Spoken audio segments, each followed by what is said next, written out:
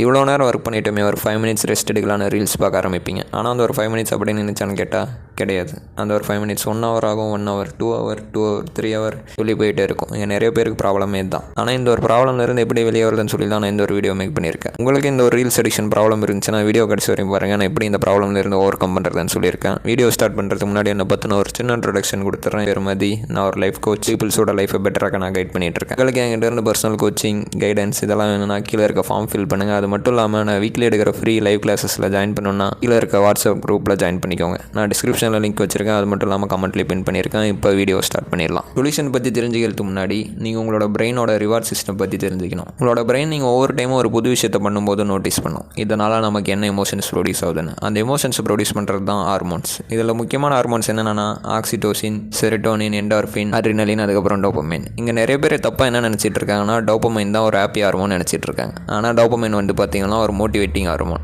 அதாவது ஒரு விஷயத்தை செய்ய தூண்டக்கூடியது தான் டோபமைன். இப்போ நீங்கள் சும்மா இருப்பீங்க, உங்களோட டோபமைன் பார்த்தீங்கன்னா உங்களை தூண்டிவிடும். ரீல்ஸ் பார்ப்போன்னு நீங்கள் கஷ்டப்பட்டு ஏதாவது ஒரு ஒர்க்கை செஞ்சுட்டு இருப்பீங்க. ஆனால் உங்களோட டோபமைன் பார்த்தீங்கன்னா உங்களை மோட்டிவேட் பண்ணும். நீ ஏன் இவ்வளோ கஷ்டப்பட்டு இந்த ஒரு விஷயத்தை பண்ணிகிட்டு இருக்க, ரீல்ஸ் பாரு, சந்தோஷமாக இருக்கலாம் அப்படின்னு சொல்லி உங்களோட டோபமைன் பார்த்தீங்கன்னா தூண்டிவிடும். இப்படி தான் நீங்கள் ரீல்ஸ் பார்க்க ஸ்டார்ட் பண்ணுவீங்க. உங்களை ரீல்ஸ் பார்க்க தூண்டுற ஒரு விஷயம் தான் டோபமைன். இந்த சயின்ஸ் உங்களுக்கு இன்னும் புரிகிற மாதிரி சொல்லலாம். இப்போ நீங்கள் ஜிம்முக்கு போகலான்னு இருப்பீங்க. ஆனால் உங்களோட பிரெயின் என்ன பண்ணும், நீ ஏன் ஜிம்முக்கு போய் கஷ்டப்படுற, ரீல்ஸ் பாரு, நம்ம சந்தோஷமாக இருக்கலாம்னு சொல்லும். ஏன்னா உங்களோட பிரெயின் எப்பயுமே ஒரு 2 கண்டிஷனை பார்த்துட்டே இருக்கும். ஆனால் அந்த ஒரு விஷயத்தை நம்மளால் எவ்வளோ சீக்கிரமாக செய்ய முடியும், அது மட்டும் இல்லாமல் அந்த ஒரு விஷயத்தை எவ்வளோ ஈஸியாக செய்ய முடியும்.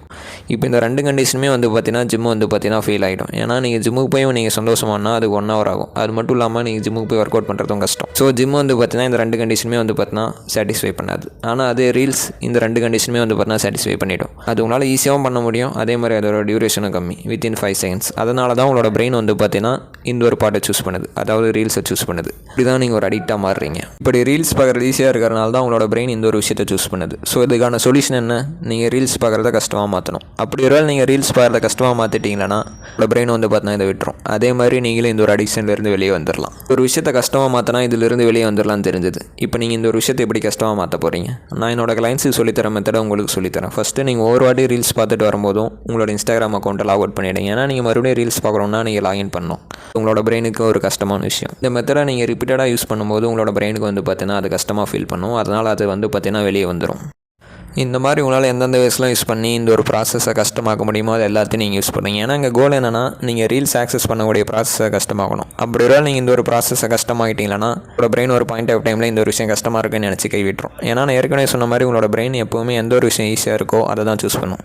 இப்போ நீங்கள் இந்த ஒரு விஷயத்தை நீங்கள் ஆட மாற்றிட்டீங்கன்னா உங்களோட பிரெயின் இந்த ஒரு விஷயத்தை சூஸ் பண்ணாது. ஃபுல்லாக நான் செஞ்சு முடிச்சிட்ட அப்புறம் நான் ரீல்ஸ் அடிக்ஷன்லேருந்து வெளியே வந்துடும்னு கேட்டால் கிடையாது. ஏன்னா இது கூட சேர்த்து நீங்கள் இன்னொரு விஷயத்தை ஃபாலோ பண்ணி ஆகணும். நீங்கள் டெய்லி ரீல்ஸ் பார்த்துட்டே இருந்து உடனே அதை ஸ்டாப் பண்ணிங்களா உங்களோட லைஃப்பில் பார்த்தீங்கன்னா ஒரு எம்டினஸ் ஃபார்ம் ஆக ஆரம்பிச்சிடும். அந்த ஒரு எம்டினஸ் என்ன பண்ணுன்னா உங்களை மறுபடியும் ரீல்ஸ் பார்க்கவே தூண்டும். ஸோ நீங்கள் என்ன பண்ணணும்னா அந்த ஒரு எம்டினஸை ஃபார்ம் ஆக விடாமல் தடுக்கணும். அது நீங்கள் என்னென்ன பண்ணலான்னா அந்த டைமில் பார்த்தீங்கன்னா புக்கு படிக்கலாம், உங்களோட ஸ்கில்லை டெவலப் பண்ணலாம், இந்த மாதிரி ஏதோ ஒன்று. ஆனால் அந்த ஒரு எம்டினஸை ஃபார்ம் ஆக விடாமல் தடுக்கணும். அதுதான் உங்களோட கோல். இவ்வளோ தான் இந்த ஒரு சொல்யூஷன். இதில் நீங்கள் பண்ண போகிறது 2 முக்கியமான விஷயந்தான்.